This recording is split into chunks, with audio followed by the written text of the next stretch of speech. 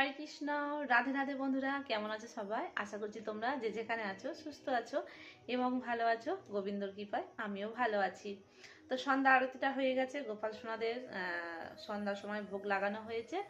আমি লাড্ডু করে রেখেছিলাম, সে লাড্ডু দেওয়া হয়েছে আর একটু পেয়ারা দিয়ে গোপাল সোনাদেরকে সন্ধ্যার সময় ভোগ নিবেদন করে প্রসাদ নেওয়া হয়েছে। তো একটু চলে এসেছি তোমাদের সঙ্গে কিছু কথা বলতে। তো দেখতে পাচ্ছ আমার গোপাল সোনাদের কিন্তু খুব ঠান্ডা লেগেছে, জানো তো। এখন আমাদের এখানে মোটামুটি ভালো ঠান্ডা রয়েছে, জানো তো, হালকা ঠান্ডা হাওয়া ছেড়েছে। তো এই গত বছর যেরকম খুব একটা ঠান্ডা পড়েনি, কিন্তু এই বছর মনে হচ্ছে ঠান্ডাটা বেশ জাঁকজমার মতন পড়বে। তো সেই জন্য তোমাদেরকে কিছু কথা বলছি। গোপাল সোনাদেরকে কিন্তু একটু তোমরা নজর রাখবে, মানে খেয়াল রাখবে। শীতকালে আমাদের শরীরের যেমন একটু বেশি করে খেয়াল রাখতে হয়, বেশি করে যত্ন নিতে হয়। তো সেই জন্য আমার গপ্পু সোনাকেও কিন্তু সেই রকমভাবে তোমরা একটু যত্ন নিও, যারা যারা গোপালকে ভালোবাসো, গোপাল সেবা করছো।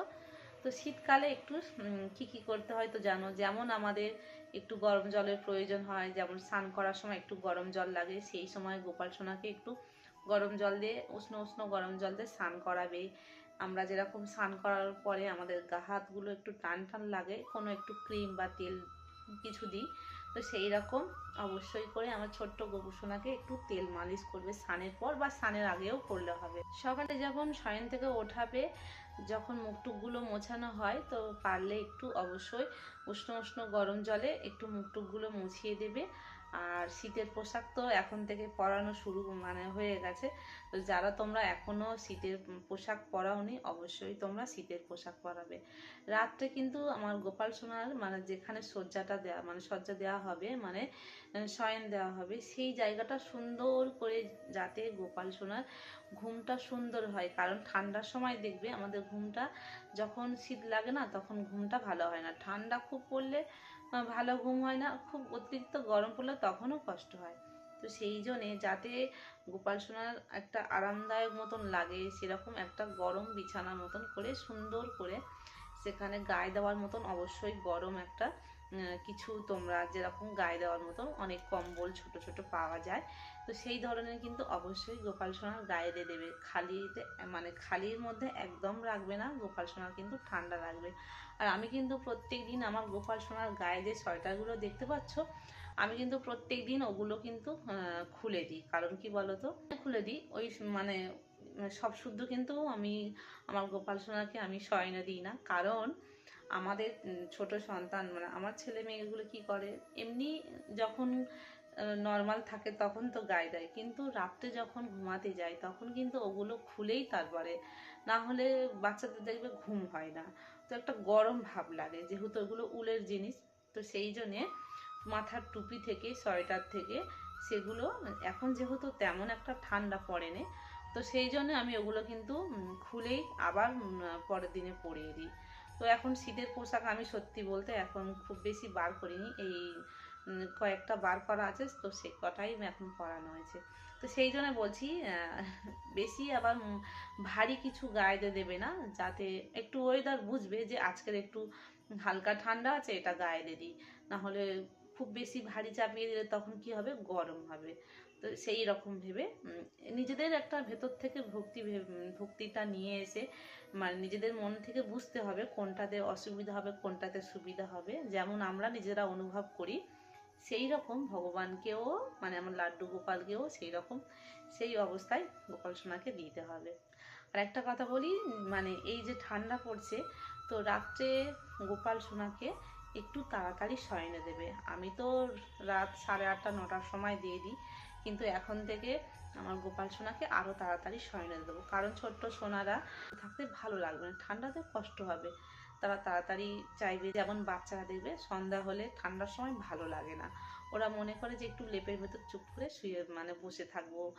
তো সেই রকম, তো আমার গোপাল সোনাদেরও কিন্তু আমি 7টা 8টার মধ্যে, 7:30টার মধ্যে শয়নে দেবো। আমি এখন যেহেতু সন্ধ্যার সময়, তো এখন দেবো না, আর কিছুক্ষণ পরে একটু রাত্রে কিছু করব, গোপাল সোনাকে ভোগ নিবেদন করব। তো যা হোক একটু কিছু করে তারপরে আমার গোপাল সোনাকে শয়নে।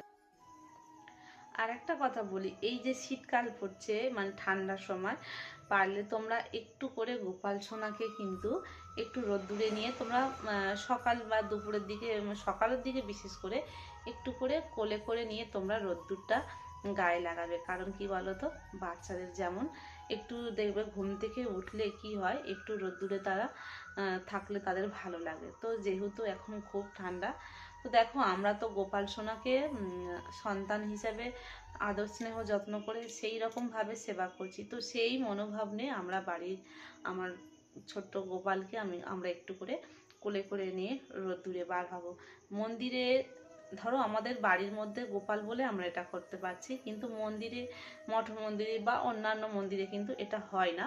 তো সেটা আমাদের ভক্তি থেকে আমরা এটা করব। আমাদের যেহেতু বাড়ির গোপাল, আমরা সন্তান হিসেবে করছি সেবা, তো সেই মনোভাব নিয়ে তোমরা চাইলে, কারণ আমরা নিজেরা কি করি, একটু কষ্ট হলে রোদ্দুরের মধ্যে গিয়ে বসে থাকি।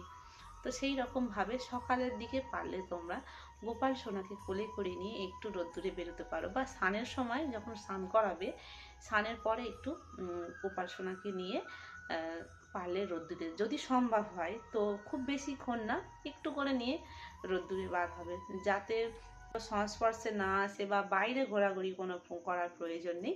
যেখানে কেউ থাকবে না বা একটা নিরিবিলির মধ্যে সেখানে গোপাল সোনাকে নিয়ে যাবে, যাতে কেউ পাঁচটা লোক না দেখে যে দেখো গোপাল সোনাকে নিয়ে কি করছে। এটা কিন্তু সবসময় খেয়াল রাখবে। খুব বেশি মানে কাউকে দেখিয়ে ভক্তিটা মানে বিশেষ করে করার দরকার নেই। যেটা আমাদের মনে হবে সেটা করব, কিন্তু আমরা পাঁচজনকে দেখানোর জন্য ভক্তিটা করব না। আমরা আমাদের অন্তর থেকে আমার গোপাল সোনাকে ভালোবেসে সেইভাবে ভক্তিটা করব।